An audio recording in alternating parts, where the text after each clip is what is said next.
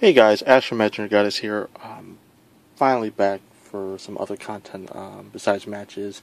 I know that some people have been starting to get sick of them, and we have been kind of changing it up a bit by having the state of play and talking ways of the black guy segments to our channel, which we're trying to make them into weekly things, and so far that's been going well. And it's been fairly popular with you guys, and if you guys want to see some other types of content, do reach out and comment, let us know. But, just starting off with focus this time. It's another deck profile. It's another duo deck. So, this time I am doing a kind of a variation of my original rate deck, and it's an Iori deck, frankly, this time, and I'm probably going to be playing this at regionals, or some variation of it. So, starting off, our starter is Duo Lovers, Singer Darling. Her ability is when you put it in Soul, if you have a Bermuda Triangle Vanguard, you can choose a unit with Duo in the card name, and return all units with that same card name to your hand. So, what she does is she sets up combos for this deck, and it lets you do a lot of neat things. She's a lot more useful in this build than she is in the rate build, or my pure rate build, which I had used, which I had built right after the pre-release. So, there's her. Starter. Then going right into the triggers, I run 4 heals, standard, and I run 8 crits, standard stuff. As you can see, I'm a fan of using half arts. I'll probably switch to just 1 art though for the actual regional itself, because you have to fill each of these black or whites with their own part on the form, and that's a pain in the ass. And then 4 draws. Reason I don't run 12 crits. You can run 12 crits in this build, and it is the other variation I'm kind of thinking of, but duo. You need duo cards, I believe, for rate's ability. And oh, actually, you don't need duo cards, huh? Okay, well, I put them in here for the duo, but you do need duo for another counterblast in this deck, and that's why I don't run them. And the draws also give you some nice pluses, and they're good fodder for rate in general. So, surprise here, I run an extra of my starter. This is the black version of the white. So I run 2 of these, again, because it's a really good combo card. Moving into my grid 1s. I run, of course, 4 perfect shields. Technically, I could run quintets in this deck if I want, but I feel like you plus so much in this version of the deck that it would probably deck out, because you're pretty close to decking out normally in this deck anyway. But you probably deck out if you were to run quintets. The counterblasts really aren't a problem in this version of the deck. Then I run 3 Lulus. So, Lulu is that when you place her on the rear guard, if you have a Vanguard with Duo in this card name, you can choose up to 4 of her and give them plus 2k. So you have play 1 plus 2k, play 2 plus 2k plus 2k, so this is 4k now, and of course play 3, this has 6k, this is 4k, this is 2k. So, pretty interesting in that aspect, and yeah, she's good, 7k.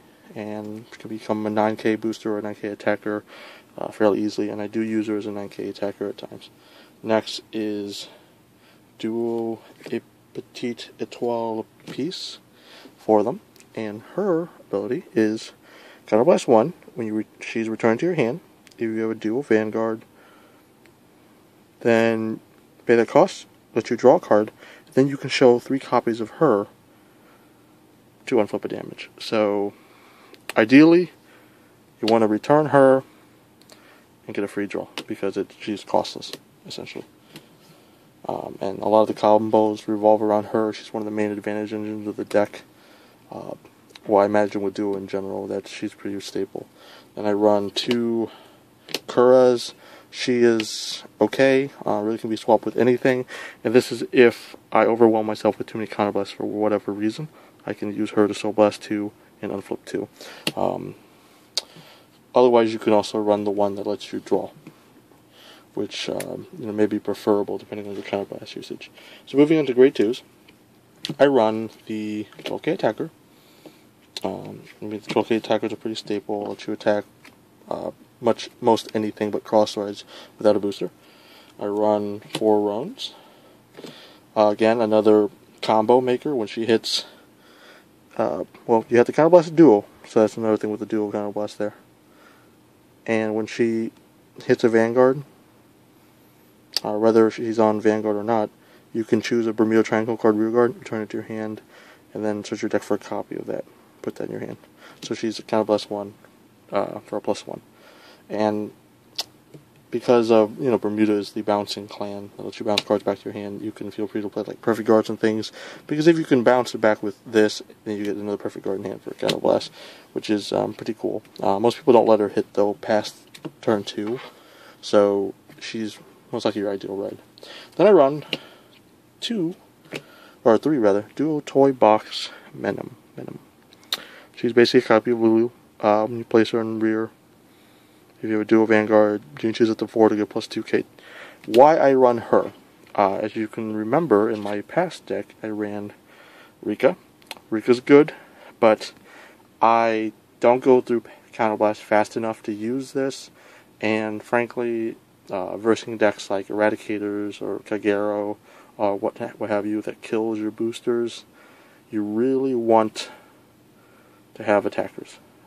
So things that you don't have to boost when you play them, you can attack with. So Rika's good in her own thing for some combos, but 8k is just not what I'm looking for, and I want more 9ks. Plus, it's pretty brutal running a 8k when you're fighting a rush deck, so it's partly to stop that. Moving on to Great 3s, I run 2 mirrors. Actually, at this point, I only have 2 copies of mirrors, so this is what kind of inspired the deck in the first place, but it turned out pretty well. So, mirrors the break ride, counterblast 1, well, she gets the 10k, counterblast 1 when ridden over, and you can return all your Bermuda Triangle cards, rear guards, to hand when your Vanguard attacks the Vanguard. So you pay a counterblast to that, and then you get to call 2 out to attack, so let you have more attackers or set up more combos. Unlike Rate, which you can set up more piece combos with a lot of drawing effect, she's more like a ride if you don't ride the main card, and she's okay in her own right as well. And then I run 2 Rates. I think of her as kind of like a descendant. She's not the ride I want to ride, and she's not what I want to break ride over that necessarily either. She's mainly in here to finish off the opponent. So a standing Vanguard is when I really just want to kind of go balls to the wall. But just kind of blast 2, and when at the end of the battle this attacks a Vanguard, you can choose 2 dual cards, same name from hand, discard them, and if they're the same name, you can stand this unit, gets +3k. So it's good in that it will hit cross rides after. So, but other than that, she's okay and it's just there as a finisher. Then the star of the deck is 4 Ioris. Now Iori is a very underappreciated card. She's probably the cheapest of the dual boss cards. So I think Mirror is the most expensive. We'll bring the break ride, but then there's Rate, and of course Mirror is the least expensive. So Mirror is very underappreciated. I actually like her a lot. I'm not really a fan of her art. It reminds me of Tulavru, and it wasn't really a fan of that blonde-headed character in Tulavru. So her ability is to Soul Blast 1 and choose a copy of her from your hand, discard it. Then you could choose a Bermuda Triangle Rearguard, return it to your hand, search your deck for up to 2 cards of the same name, reveal it to your opponent, put it in your hand.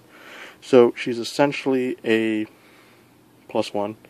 Well, I mean, since you're copying plus 1.5, you're ditching a copy of her, which may or may not be useful. So kind of what you would be doing is you would use her ability to search for, say, well, Peace is your ideal target. This is how you get more copies of Peace in hand. So she fixes things for you. Also can fix your field, so you can grab perfect shields as well. So she can really help you out with that. Her other ability is kind of blast 2 duos, I believe, and get +5k. Admittedly, I do not use that ability as much as I should, but in general, I'm hitting pretty good numbers with her anyway. So it's not really my first priority there. But she's a lot better than I think people give her credit for, and I really enjoy this version of the deck a bit more as well. So kind of an example of kind of a combo you would do, or one of the things you try to aim to do, is so you have this kind of field, and so her ability is activated, so you don't even have to attack when you do it. So you do it, say you turn this to hand, you're resolving that effect, you grab these 2 copies, and then these are 2 in your hand, you resolve this ability, show 3, you draw 1, and play them. Ideally, probably have like an attacker or something here. Put this in soul. Do it again. Put these all in your hand. Resolve them one at a time. So draw, draw, draw, and then I have a second one of these to do the same thing. So there's things like that, or you can bounce this, and if you have this on your field, kind of like that, then you can get some extra hits with that, or even minims. So in general, it's fairly simple combos, but it's really fun. Plus is a lot, which is why I'm kind of torn on the draw triggers. If I go crit, though, I doubt I'm going to go full crit. I might switch it up, do some type of variation. But overall, it's been a pretty fun deck. I am testing a Shangri-La deck, which I might show the video of that before I really profile it. I apologize, the deck profile is coming a bit late this time around. Makuto is actually got some cards, and he is building a variant of each of the decks, so we'll probably have his input on them as well. Well, anyway, so it's been Ash from Imaginary Goddess. Thanks for watching, and I'll see you guys next time.